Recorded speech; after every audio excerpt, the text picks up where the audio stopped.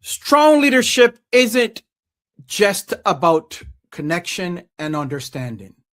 Sometimes leadership requires conversation, the kind many leaders avoid. Tonight, we're talking about the conversations that feel uncomfortable, but often matters the most.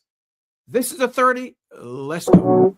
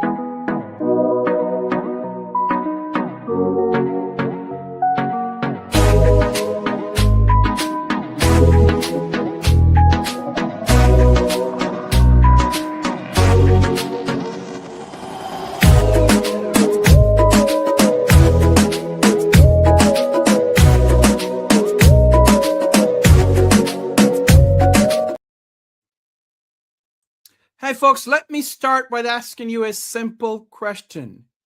Is there a conversation you know you should have, but you're putting it off? See, most leaders have one. We all have that one conversation that we know that we must have, we should have, but we tend to procrastinate and put it off. Welcome to the 30. Thanks for joining us. I want to thank you for being here on this next episode, on this new episode, I should say.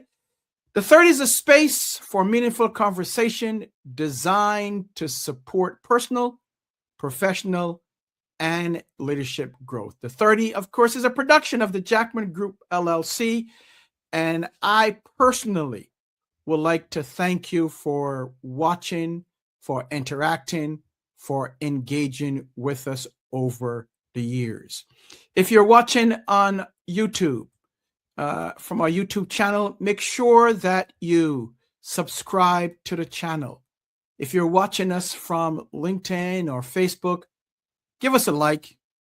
Thank you so very much for doing that.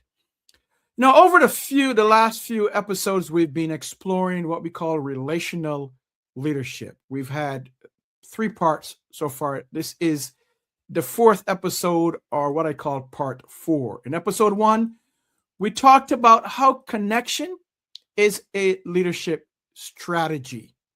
In episode 2, we said you can't lead what you don't understand. I love that. Episode 3, we explored the idea that relational leadership must be developed, not assumed. And in this episode 4, part 4 of our series, we take the next step. Because even strong relationships eventually require something many leaders try to avoid. And that thing is certain conversations.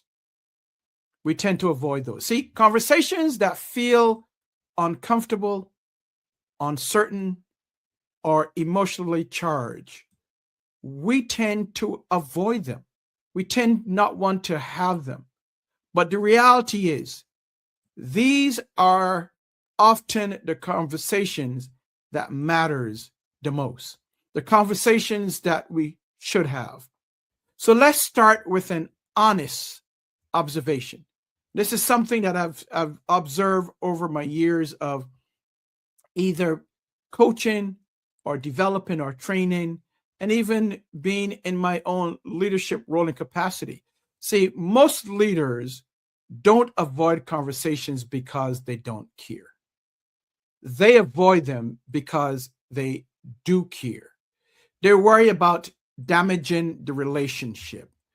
They worry about creating tension between yourself as a leader and your teammate or your teammates. And we also worry about being misunderstood, or we worry about making the situation worse. If we have the conversation, maybe it will escalate, and maybe it would become worse than what it actually is, or what it actually currently is or should be. So instead of addressing the issue, what happens is that we as leaders, we often wait. We wait for the right moment. We wait for the issue to resolve itself, or we wait and hope that it simply go away, that the issue fades away so that we don't have to have that difficult conversation. But guess what? Most of the time, you and I know it doesn't fade, it doesn't go away. It just it stays there, and it eventually starts to escalate. It increases. But here are some interesting things. When leaders avoid conversations, something else begins to grow in their place. We call that the cost of avoidance. See, when conversations are avoided, there are some things that tend to happen, tend to grow. I'm going to give you 3 things that I've found that happens when we avoid conversations. 1, there's an increase in assumptions. 2, there's an increase in frustration. And 3, there's an increase in misinterpretation. And those things really stay small. We would like them to stay small, but it's very rare that they stay small. They start to increase and escalate and get bigger. So we don't want to have that happen. When we assume things, right? As I told you on previous episodes, assumptions are the saboteur of effective leadership. So when we assume things, assumptions turns into stories, stories turn into judgments, and judgments turn into distance. I'm sure that you've experienced that, where you had a situation, maybe you and the person or the team member or team members were once close, and because you avoided the conversation, that difficult conversation, all of a sudden, the distance, there is distance between you and the person. And suddenly what started as a small issue becomes much, much bigger. It's what we call a bigger relational gap. See, this is where many teams begin to struggle, not because of competence, but because communication has stopped. I can recall in developing a leader years ago, and I've seen this happen multiple times. But one of the leaders that I was developing, I had trained them. They went through some of our training, and then we built a coaching relationship where I was their coach. So training, and then I became their coach. And the leader said, Patrick, I don't understand why this person A, right, on my team has become so difficult and so challenging. They used to be great to work with, but now we're having issues in communication, issues in and then becoming more challenging. And one of the questions that I asked the person, the initial question I asked the person was a simple one. It was, have you talked with them about what's changed? Have you engaged them to determine what has changed? And the answer was basically no. They had not engaged. They had not had a conversation with them. But knowing the leader as I did and as I do, I knew that it wasn't a place where the leader didn't care. The leader actually cared about the person. The leader actually cared about everyone on their team. So it wasn't that they didn't care. It wasn't that they didn't see the issue, right? So that wasn't it. Instead, it was because the leader didn't want the conversation to feel awkward. They didn't want to have the conversation, and all of a sudden now, uh, that relationship that they had between themselves and the team leaders start to have that distance. But it was already a fractured relationship. But they didn't want to make it feel even more awkward. So, like that, in terms of the leader, all of us as leaders, sometimes we are faced with very similar situations. And at times we fail to act, we fail to engage, we fail to have that conversation, that meaningful conversation. And here's the thing: when we don't have the conversation, the longer the conversation is pushed off, the worse it gets. The worse it gets from the position of the leader, and also the worse it gets from the position of the team member. See, most leadership problems don't start with bad people. They start with avoided conversations. And this is where, from our team, from our organization, this is where a tool can become very helpful. And with us at the Jackman Group, we use a tool, a leadership development tool that we found extremely helpful. And we use it to undergird all of our leadership training and all of our leadership coaching. And that tool is the SDI, the Strength Deployment Inventory. And what we find, one of the insights of the SDI is that it gives us and the leader the ability to see who we are and also to see how others are. So it gives us is that people, one of the things that we learn is that people are motivated differently. And we need to really understand that. See, it also tells us that when there's conflict or tension, these motivations become even more visible. See, some people move towards solving the problem quickly. Some people move towards preserving harmony. Others move towards analyzing what's happening before responding. See, none of those approaches are wrong. It comes down to the person. But if leaders don't understand, if you as a leader don't understand the difference or the differences, we often misinterpret the person's behavior. So if we don't understand from the conflict side what's taking place, and we don't know the person, we tend to misinterpret the behavior of the person. See, a leader might see silence and assume there's disengagement. Or we may see that the person that is taking time to process situations. And we misinterpret that, right? We may see that there may be resistance. A person may have strong opinions, may have strong ideas, or they may not buy in initially. We assume that as resistance. Maybe we assume it as the person is not a team player. We may assume that the person is not on board. But an individual may actually be trying to protect the results. They may need time to process the information before they can react. See, understanding motivation changes how we approach conversations. And when leaders begin to understand people better, something very important happens.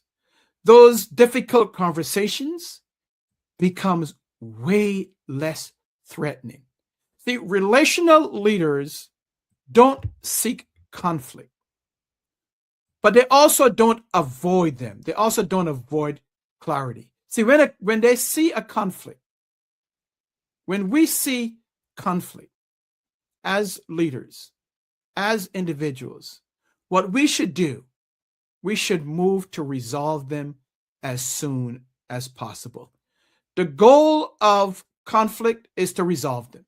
Whenever we see it, we don't wait on it, we don't let it fester.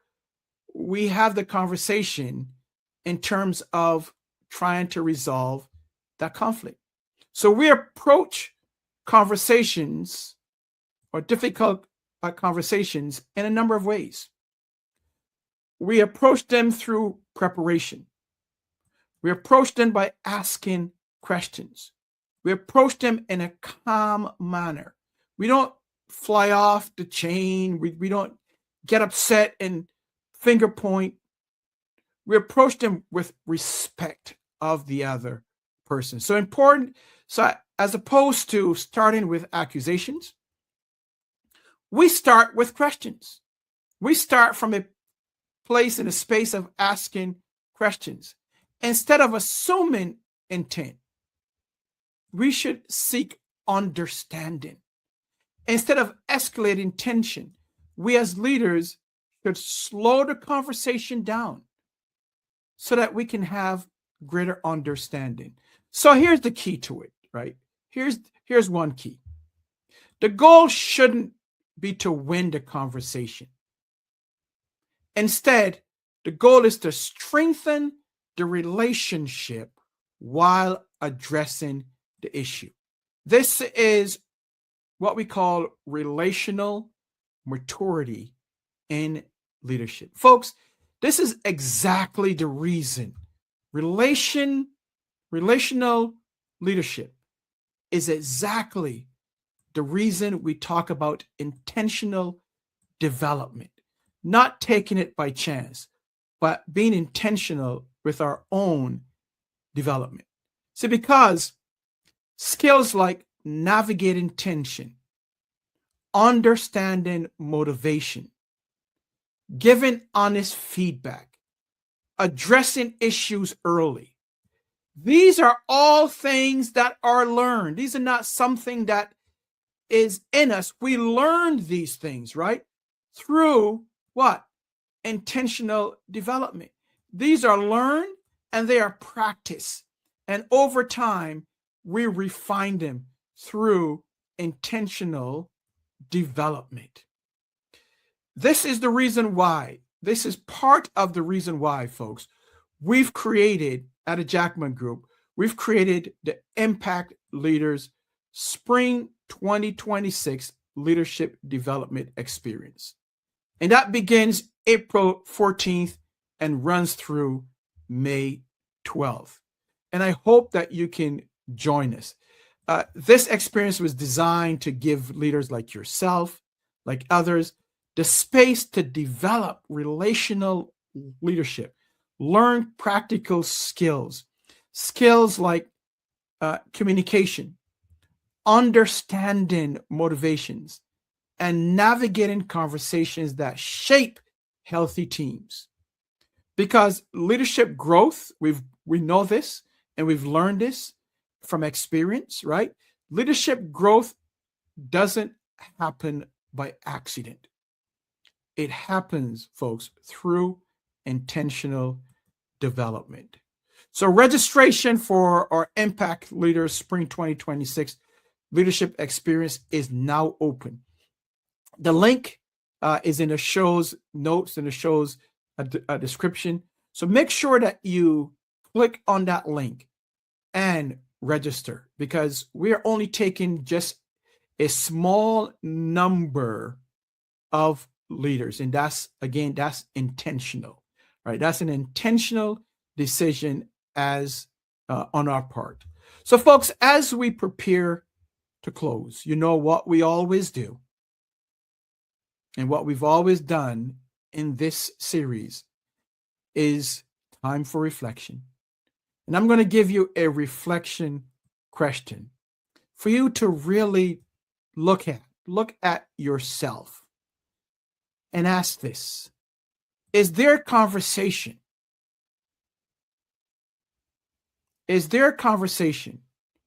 you as a leader are postponing? Is there a conversation that you are putting off?